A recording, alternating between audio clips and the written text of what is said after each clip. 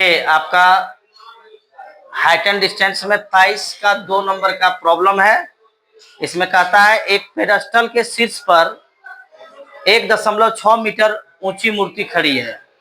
तो इसमें एक हम लोग पहले पेडस्टल बनाएंगे। ये हो गया पेडस्टल, लिख देंगे माना ए बी पेडस्टल है, पेडस्टल है, ए बी पेडस्टल है। इस पर एक मूर्ति खड़ी है, इसके ऊपर एक मूर्ति दे देंगे,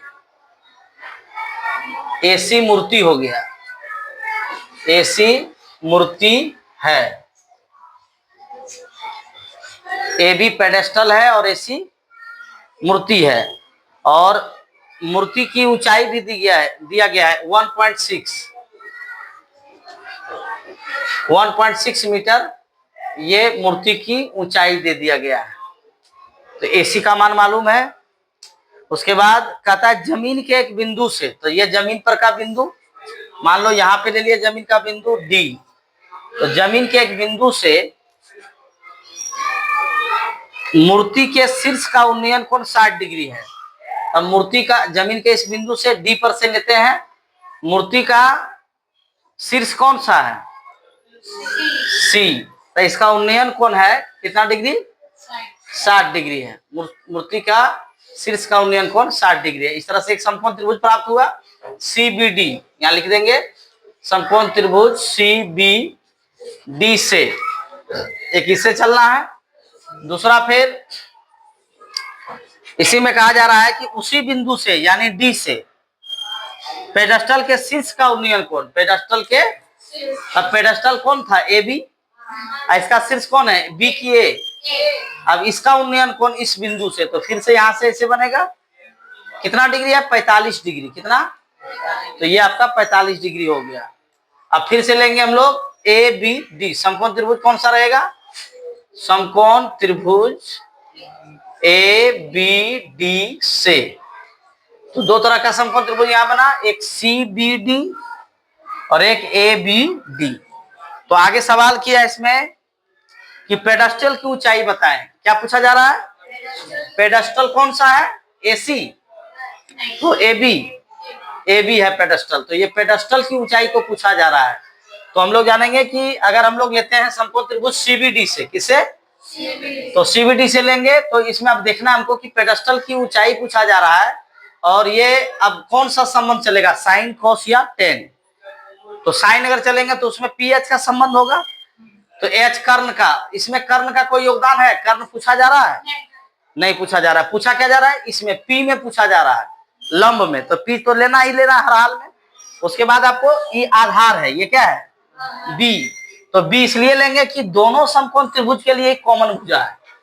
भी नहीं पूछा जा रहा है, लेकिन क्यों लिया जा रहा है कि वो भुजा कॉमन भुजा हो जा रहा है।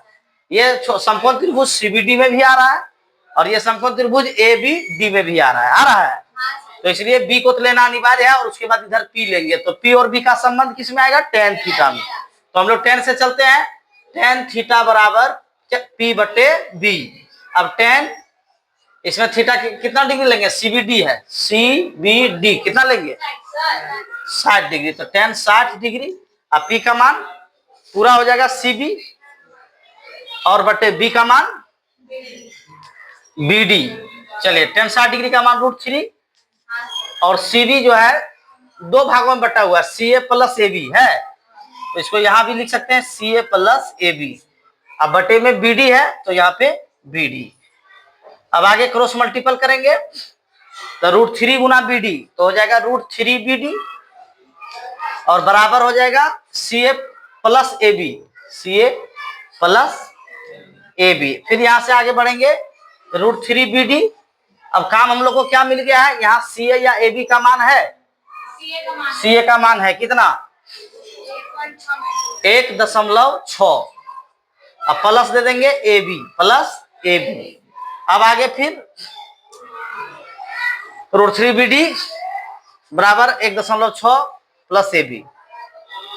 ये आपका दिया हुआ है, इसमें ये भी दिया हुआ नहीं है, दिया हुआ। अब हम लोग को मान चाहिए AB का, किसका चाहिए, तो AB का चाहिए। तो AB को तो रखना है, तो BD का मान यहां से निकाल लीजिए, 1.6 प्लस ए बी और बटे में चला जाएगा √3 हो जाएगा। अब चलते हैं हम लोग समकोण त्रिभुज दूसरा ए बी डी में। किसमें चलते हैं? समकोण त्रिभुज ए बी डी में।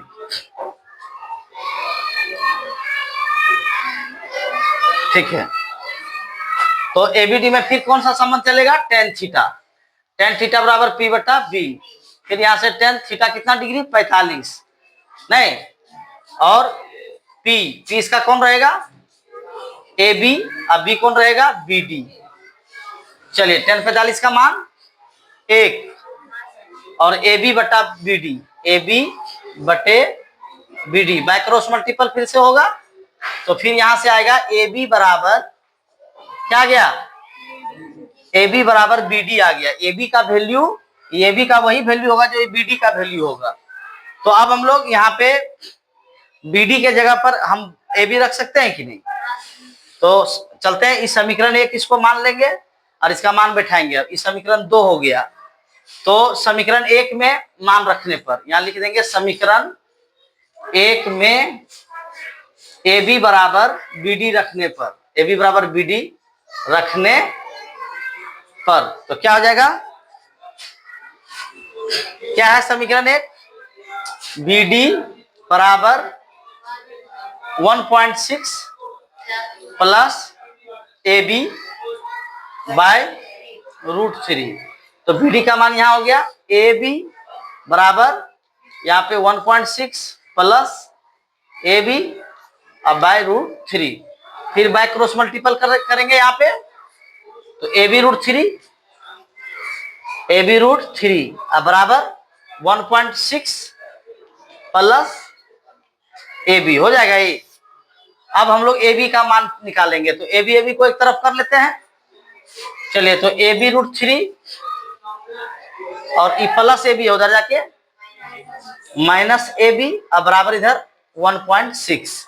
अब ए बी यहाँ भी और ए बी यहाँ भी, दोनों में कॉमन कर देंगे, ए बी को दोनों में कॉमन, तो हो जाएगा √3 माइनस 1 ए बी होगा। ए बी निकल जाएगा ना, तो 1 ना होगा, अब बराबर 1.6। अब ए बी बराबर 1.6 अब बटे में ही √3 माइनस 1 आ जाएगा, √3 माइनस 1। अब फिर ए बी बराबर 1.6। अब ए बी का मान क्या होता है?